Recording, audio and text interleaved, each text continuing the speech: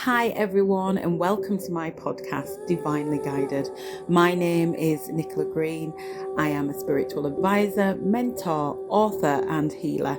I've been doing this work for over 30 years now, guiding people to be their best. I have given them reassurance, clarity and direction. I've been studying lots of different philosophies and things like that, and I wanted to create a podcast so that you could gain wisdom, so that you could evolve as a soul, and so that you could connect with like-minded people. So if that's you, welcome to my podcast. Now, I wanted to talk about today on this very first podcast a little bit about me. So I have got 2 children, a little pooch and a partner, and we are living in West Yorkshire in the UK, in England. And my journey started when I started with a little bit of depression, and I was in my 20s. But as a child, I always kind of had lots of questions. I would always ask why. I want to know why is this, why is that? And I would have 2 imaginary friends with with my sister, and she is older than me, and we would talk to these energies, entities, whatever you want to call them, and they became like best friends to me, and I loved them. And then it wasn't until, like I say, I got into my 20s that I got really depressed. I was working in a factory, had no real direction, didn't know what I wanted to do, didn't know where I wanted to go. So I attended a spiritualist church, a local one, and I loved it. They did hymns, and on the stage was a blind man. He couldn't see, obviously, anybody. He was picking up on energy, and he was absolutely amazing. And he stood up, and he was a resident psychic or medium. For those of you that don't know what psychic and medium work is, it's people that connect with people that have passed over, that can feel energy, that are very empathic. And he was able to translate some messages to people, and he came to me and he gave me a message, and that message was a turning point in my life, because I knew at that point that I wanted to do this. I wanted to help people, because it literally took me from the depths of despair to giving me hope, clarity and reassurance. And that is exactly what I do in my job. I worked with hundreds and thousands of people, giving readings, healings and guidance from all over the world, really. And I love it, because what it does is, being a psychic and a medium is about, you have a responsibility to that person. And I recognized that was a huge responsibility, and that I needed to know what I was doing. So I studied NLP, I studied, angelic Reiki, counseling to level 3, and all of those gave me the good grounding to be able to work effectively with those people that came to see me for readings and things. But I started, like I say, at the church, and that message was the catalyst for my change. And I recognized how powerful this energy could be. And it's not about disempowering somebody. It's about empowering somebody to bring conscious that what is unconscious, because we all have the answers inside. We're all intuitive and psychic. To what degree is down to the individual. But I believe that innately we know that there's something bigger, better for us inside. It's just that we don't tap into it. And that's why I wanted to create this podcast, really, to raise awareness about that energy and how it can transform your life in so many ways. So my first experience of working with spirit was when I had a dream about a chap I went to school with and my best friend. And when we left school, this couple began to date, and they went out with each other. Now, the guy was heavily into drugs and got into drugs through to depression, and got at a very low point, to the point where he had an overdose in the bath, and she found him.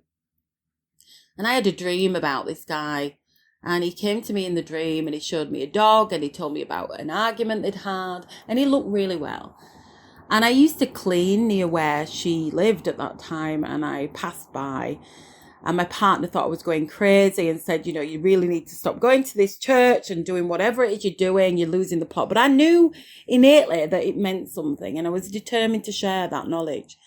So I went to her house, and we had this discussion, and I asked her if she'd had an argument, to which she replied no. And I said, I know it's early days, because it had only been possibly about 8 months since he passed when I went to see her. And we then discussed the fact that there was a dog running around in the room at the time, and it was all black. And in the dream, he had a black and white dog with him on a lead. And I said to her, we had a dog with him on a lead, and it was black and white. And she looked at me and she went drip white, and she said, are you joking, Nicola? And I said, no, why? And she said, that dog was the mother of this dog and died 2 weeks ago. Well, you can imagine how I felt when she said that. The hairs on the back of my neck stood up, and I was like, wow. And then at the end of the dream, he showed me sunflowers, and I explained to her about that, and she said, my goodness. And she had this blank expression on her face, and she was freaking me out. And I said, does it mean anything? And she said, I've just put sunflowers on his grave this morning because they were his favourite flower. And it was at that point for me that I just knew. I thought, this is real. This is proof. And it was Spirit showing me that, yes, this is so solid evidence. You know, there couldn't be no other way. I hadn't seen her from school. It had been years. I mean, obviously I'd spoken to her about the passing and everything, but not seen her in person or discussed it. So I knew at that point. And at the end of the dream, he showed me a stick. And when I mentioned that to her, she didn't understand at the time, but phoned me up later and said to me, that stick was at the back of the door, and there was only me, his mother, and him that knew about this stick. And it was a stick I threatened him with if he was to go on drugs again before he passed. And again, it was just one of those moments, and I knew that this was my calling. Now, I became a little bit frightened of it because it began to get really intense, and I wanted to pass messages on to everybody and everything, and that's just not how it works.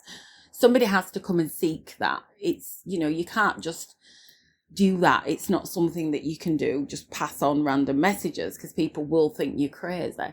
But again, that's where my studies came in, and I wanted to do counselling to learn more about myself, because I could only take clients as far as I was prepared to go. And I needed to dig deep and to understand myself to be able to understand others more deeply. And I began to give readings. My sister bought me my first pack of angel cards. And again, we had a really odd experience with a friend where I was doing the cards and she kind of blanked out for a minute. And I said to her, are you okay? And again, she went really pale and she was like, my God, I just felt like all these arms came around me and this sadness, but then this strength that came with it. And the room was cold for hours afterwards. And again, it was just evidence that, yes, this is real. This is something that you must not dismiss and that you must follow.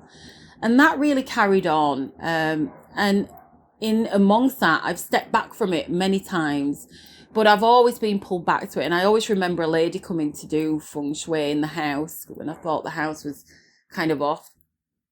And one of the things she said to me was, you know, you've got a real gift, a psychic gift, and you should use it because it will serve you well. At the time, I didn't really understand what she was talking about because I was just dabbling at that time. I wasn't really taking it seriously.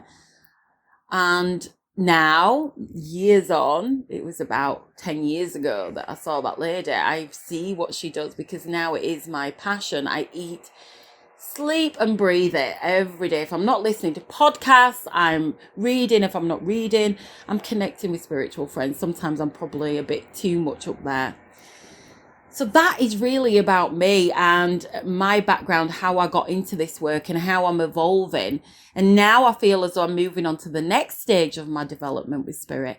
And because of the grounding and the amount of readings and healings I've done, I'm now moving and my frequency and vibration are changing. And I'm wanting to help people to open up to their gift and to bring this awareness of how powerful our intuition is and how we can use it to benefit us and other people in a big way. Because I know that when I leave this planet, that I want to leave my mark in a positive way, a positive legacy to say, because of her, this changed, it changed my life. Because of her, I became pregnant because, and it's about giving hope to those that are hopeless and feel powerless. And it's about not taking the power away. And with anything, people kind of question and say, well, is it real?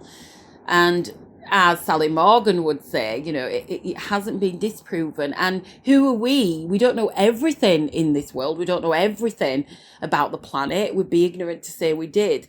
So would it be so difficult to say that actually there is an energy beyond us? For those people out there that are a little bit skeptical, I would just ask you to open your mind. And people say, like a lot of the religion, people that are religious, and they say it's a bad thing, and I feel that this gift would not be given and should not be used in a bad way. And there are good and bad in all of us, and I think it's about where you're coming from. And I always try and remember, if ever I feel that I'm going into my ego, coming back to the heart and remembering why I'm doing this is so important. So I want to hear from you guys. Are you psychic? Are you a healer? Are you starting off on the journey? Do you want to connect with like-minded people and learn more? If you do, I would love to hear from you. Leave me a message. I'd love to connect with more people. I'd also like you to go and check out my book, which is on Amazon, which is The Gift of Your Wounds, How Your Greatest Struggles Can Be the Greatest of Your Gifts.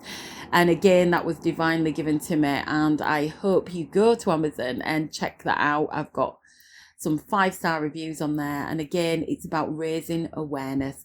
On this show, I am going to be having some phenomenal guests that share their story and how they got to where they used to be. But also I want this to be very learning based.